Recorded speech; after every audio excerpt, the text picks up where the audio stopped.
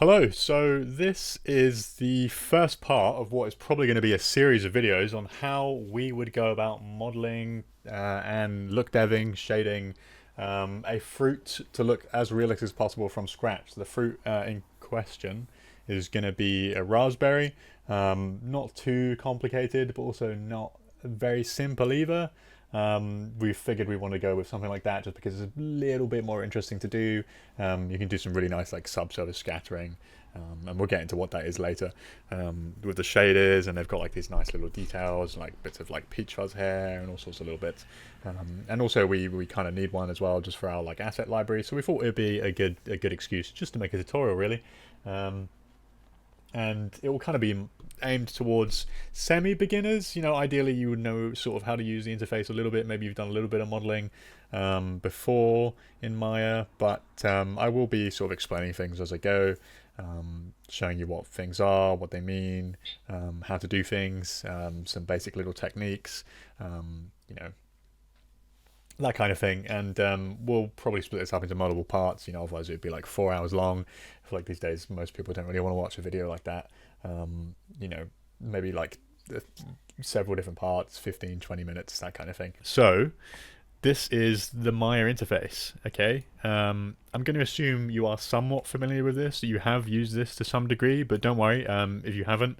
I'll be trying to take this as slow as possible and kind of explaining what I'm doing at every step. But before we get into that, there's kind of some fundamental things that I want to explain, that's really important, I think. What most people generally think before you're doing any like art related stuff, or like mainly 3D modeling, which is what we're going to be doing right now. And that is collecting some good reference. So whenever you're making something from the real world, you want to use good reference. If you don't have reference, chances are you're probably not going to be able to make it as accurately as you might think. You know, I've done this all the time. I used to do this a lot when I first started. I used to think, oh, I know what that looks like in my head. I know what a strawberry looks like in my head. But you go and try to make it, and then you compare it to some reference afterwards, and you're like, actually, wait, hang on. My strawberry looks a bit weird. It doesn't quite look right. And that's because, you know, your interpretation of something in your head might not always be accurate. You might sort of skim over some details. You might miss a few things. You might forget a few things. So a good idea is to get some reference. Great site to get reference. I only just found out about this recently. Quite shamefully, is this website called Unsplash, and I'm sure there are other websites like this, but this website's fantastic, right? If you need high resolution reference, I used to just go to Google Images to try and find reference, but you get really low resolution stuff and it'd be a pain. So after I found this site, I just really haven't looked back. This isn't sponsored, by the way, at all. It's just a great site. I would just recommend it. You can get this all for free. So because we're going to be making a raspberry, I was used to have trouble spelling that when I was younger. We will search for raspberry, and then if we have a look through here, then you can see we've been given a bunch of images of raspberries of various different shapes and sizes. But if you go and click on this image, you can see this is actually very high detail, incredibly high resolution. Like, look at all the little details we're getting in here, right? Like, when you think of a raspberry, you kind of imagine it in your head, what it would look like, you know, this kind of red, pinkish, lumpy looking fruit. But then when you get real up close with the image like this, you can really see all the details, right? Like this little bumpiness, like the lines, these like hair things coming over here, or stems. I don't know what you call these exactly. It's like little peach fuzz, the way the light kind of reflects off of things. You know, all these nice little details that you probably aren't imagining in your head. You can see in these images. But what we're going to focus on for the time being is just a model aspect of that. So these like, I don't know what you'd call these bits. The raspberry lumps. But yeah, so I would say go download a bunch of reference from this website. I have mine here. These are some that I've picked up from Unsplash. Just various different pictures of raspberries. Some closer up, some a bit further away. When I'm looking for reference, I'm normally looking for, like, I want a picture or an image or two that I can use to sort of base my object off of. So I might use this, and then some more for like closer up just to see the details, right? Because with this tutorial, hopefully what we're going to do is we're going to go through and show you how to add all of this. So we're going to model this, texture this, you know, do some look development, so that we can get these parts looking right with like this nice subsurface scattering. We'll explain what that means later. We're going to add all these cool little hairs here. We can do all of that too. Add these stem stalk bits, whatever they're called. If you know what that's called, leave that in the comments. I honestly have no idea. I don't normally notice them when I'm eating a raspberry, to be honest, but they look a bit freaky.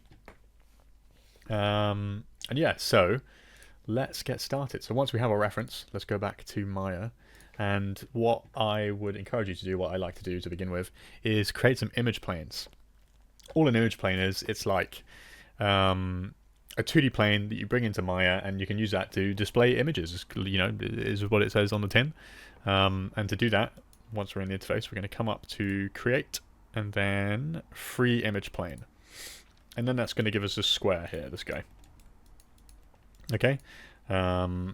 So to add our image to that, we're going to come along to, if you're in the channel box editor, if that looks like this, you're going to come along to the attribute editor on the right, and then you're going to go to image name, press this, then we're just going to copy and paste our link here because I have way too many files on my computer. And we are going to pick one that I like.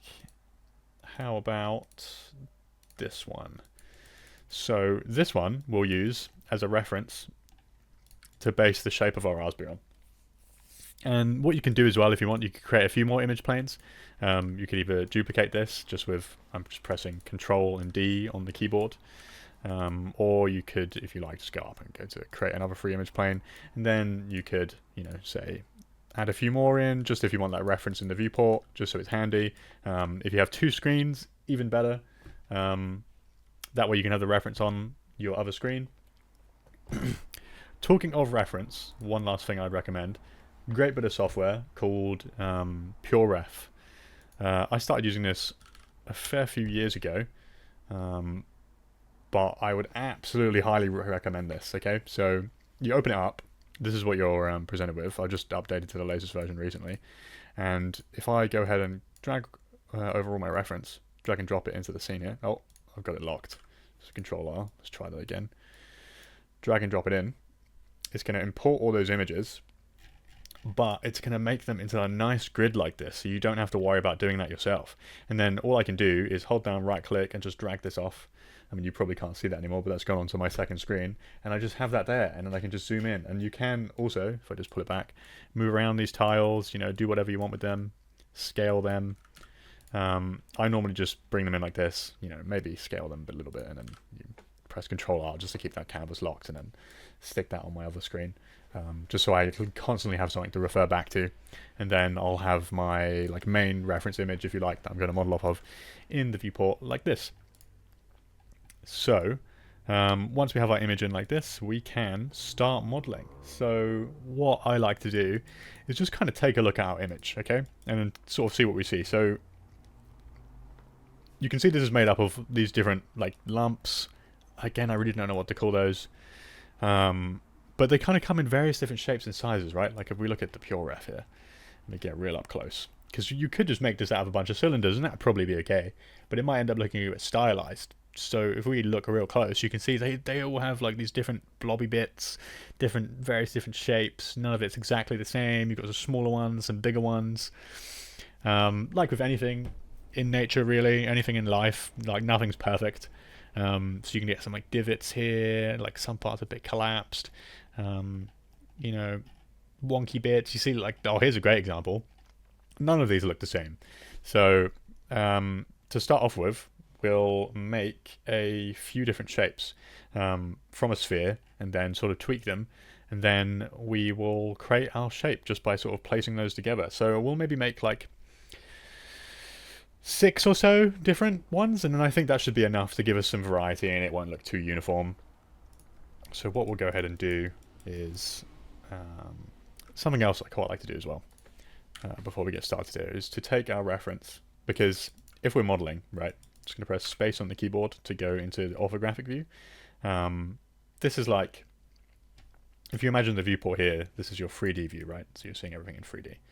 If you go to orthographic, this is like you're seeing it from a perfectly 2D view, right? Like if we were to have a cube here, you know what, let's go ahead and create one and scale that up. You can see we're looking at it from perfectly straight on. You can't see anything else. There's no perspective whatsoever. But if we come back into the viewport, then we have a little bit of perspective. Not a little bit. We do have perspective as a 3D view. When we're modeling from this view, what I like to do, because if we have our object on top of it like this, and we're trying to like select it, sometimes we might accidentally select our image plane. If you come over to the right hand side, if you're in the channel box editor or layer editor, select your image plane, just press this little button down here. What that's going to do is that's going to create a new layer. You can do various different things with these, but what I like to do with my reference is put that on this layer, and if you come over to this box here and press that not once but twice, so it says R, that stands for reference. So what that will mean is you can no longer select this. Okay, you can't, no matter where you are in the viewport, it just goes right through it. Okay, but don't worry, if you do need to reselect it to edit it for whatever reason, you can just come over to your outliner here, click on that, and you can do it again. And if you want to turn that off, just tap there again, then you're straight back. But I like to leave that on reference just so I don't accidentally touch that while I'm modeling, because it's kind of just there for reference, right? We don't need to move that around. Next thing I would say is, once you've got your image plane selected, is come over to the attribute editor, and then of these tabs up here, you're going to want to go to image plane shape. Or if you've renamed this, it will just be, let's say we call this plane, it will be plane shape 1. I like to turn down the color gain and turn down the alpha gain as well a little bit. Reason being is, when we're modeling, okay, from the side like this, you can then see through it. Same from this view, right? You see how we can kind of see through it? Because we don't need to see it 100%, right? As long as we don't have it turned down too low, so we can still make out the details or the shape. It also is a bit less harsh on the eyes, right? Like if I have this turned all the way up, that's very bright. Or at least for me it is after looking at a screen all day. But I just like to turn it down. It's a lot easier on the eyes, especially if we're going to be looking at this for a while. And yeah, that's about it. I think we're now ready to start modeling. So the way I would tackle this, and of the fruits you could make, I guess a raspberry, it's not the worst one, it's not the most complicated, it's also not the easiest. If you could be making an apple, that's literally just a sphere, like a misshapen sphere with a stem. So this one will take a little bit more doing, but I think the way I've outlined how to do it should be relatively easy. So what we'll do is we'll come up to poly modeling and go to here and just click create polygon sphere. You can also hold down left shift on your keyboard, right click, and then that also gives you access to all of those objects. So we can create a cube, or just delete this, we can come back here, left shift, right click, hold that down and go to sphere. That will also create our sphere. Okay, so once we got that in the scene, that's probably a bit too high resolution. So resolution is important because it's going to define how smooth or how hard your object looks. A great example of this, right, is if I create a cube, okay, you can see, unlike our sphere, that is quite sharp, right? You can see these perfectly sharp corners, okay, but if we go ahead and add more subdivisions to this, like if I go ahead and press smooth, right, you can see what that's done is it's smoothed out the object quite a lot. Okay, it's smoothed out the edges, turned it into more of a sphere. And if we're making something realistic, obviously we don't want to be able to see like this sort of faceting you can see on the edges there, where it's like dot dot dot where the edges are going.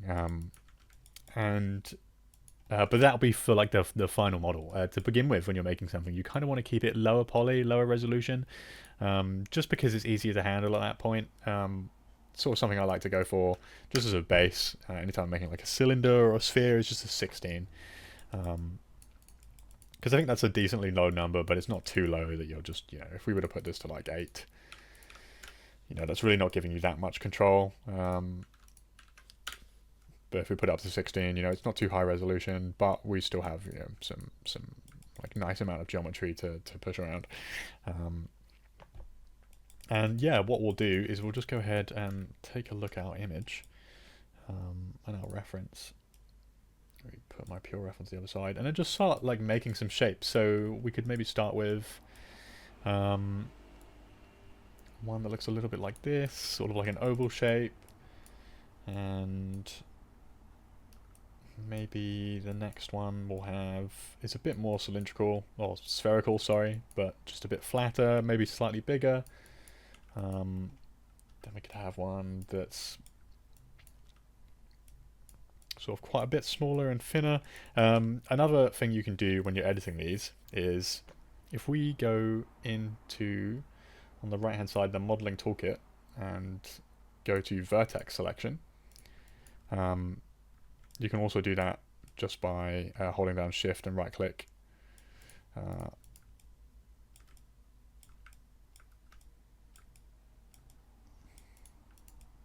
Sorry, not shift and right click. When you're doing this all the time, sometimes you have these little brain farts.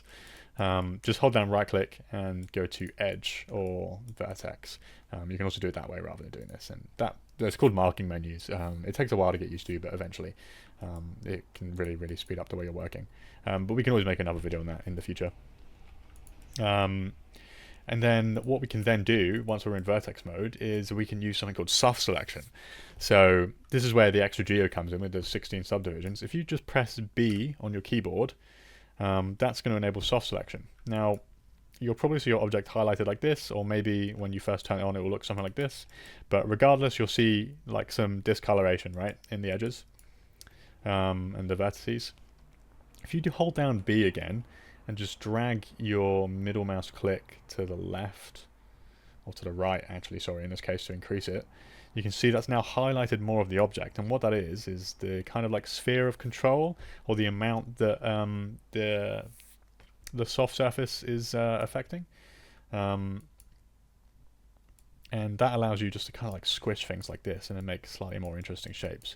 So what I would do is, if you go away and just sort of test this a little bit on your own, make a few different sort of shapes to make your raspberry with, and in the next video we'll come back, we'll take those, and we'll actually start putting the models together.